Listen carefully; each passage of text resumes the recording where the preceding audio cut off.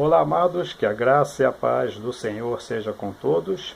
A Ele é o Senhor, somente a Ele toda a honra, toda a glória e todo o louvor, porque somente Deus, Deus Criador, é digno de receber louvor. Estamos fazendo a leitura do livro de Atos dos Apóstolos e, consequentemente, todo o Novo Testamento. Vamos ler agora Atos capítulo 4. Lembre-se que esse vídeo, a leitura é feita de uma maneira natural. Havendo erro, eu corrijo no próprio vídeo. Enquanto Pedro e João falavam ao povo, chegaram os sacerdotes, o capitão da guarda do templo e dos saduceus. Eles estavam muito perturbados porque os apóstolos estavam ensinando o povo e proclamando em Jesus a ressurreição dos mortos. Agarraram Pedro e João e, como já estava anoitecendo, os colocaram na prisão até o dia seguinte. Mas muitos dos que tinham ouvido a mensagem creram, chegando ao número dos homens que creram perto de 5.000. No dia seguinte, as autoridades, os líderes religiosos e os mestres da lei reuniram-se em Jerusalém. Estava ali Anás, o sumo sacerdote, bem como Caifás, João, Alexandre e todos os que eram da família do sumo sacerdote. Mandaram trazer Pedro e João diante deles e começaram a interrogá-los. Com que poder ou nome de quem vocês fizeram isso? Então Pedro, cheio do Espírito Santo, disse-lhes: autoridades e líderes do povo, visto que hoje somos chamados para prestar conta de um ato de bondade em favor de um aleijado, sendo interrogados acerca de como ele foi curado.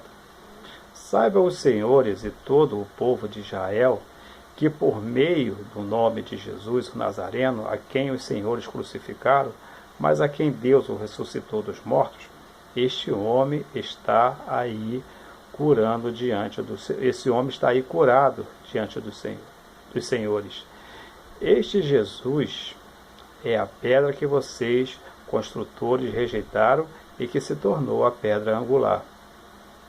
Não há salvação em nenhum outro, pois debaixo do céu não há nenhum outro nome dado aos homens pelo qual devemos ser salvos. Vendo a coragem de Pedro e de João e percebendo que eram homens comuns e sem instrução, ficaram admirados e reconheceram que eles haviam estado com Jesus.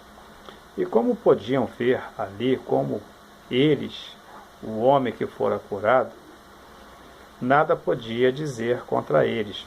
Assim ordenaram que se retirasse do sinédrio e começaram a discutir, perguntando: que faremos com esses homens?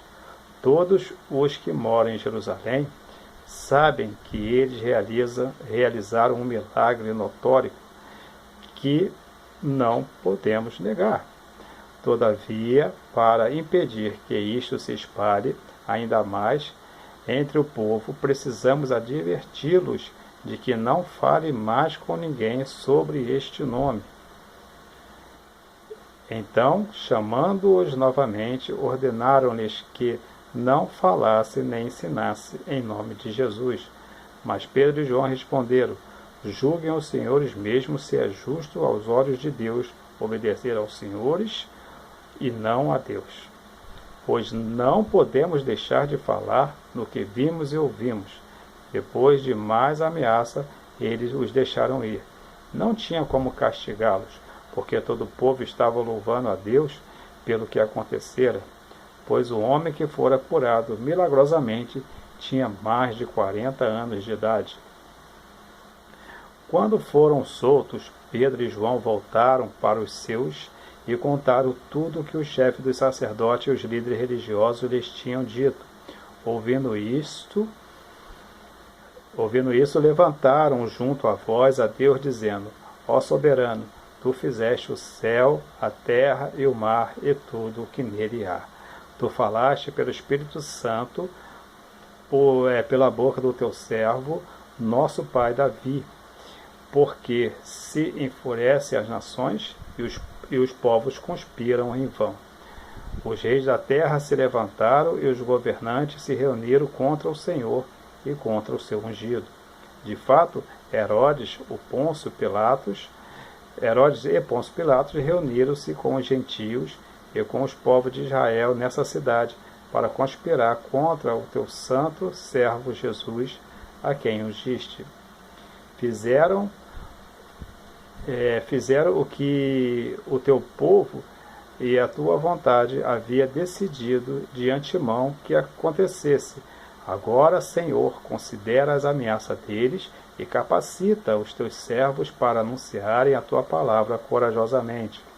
Estende a tua mão para curar e realizar sinais e maravilhas por meio do nome do teu servo, por meio do nome do teu santo servo Jesus.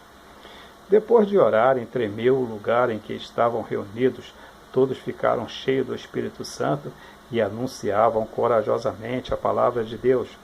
Da multidão dos que creram, uma era a mente e o coração.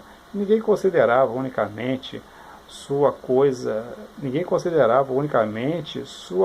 alguma que o possuísse, mas compartilhavam tudo o que tinham.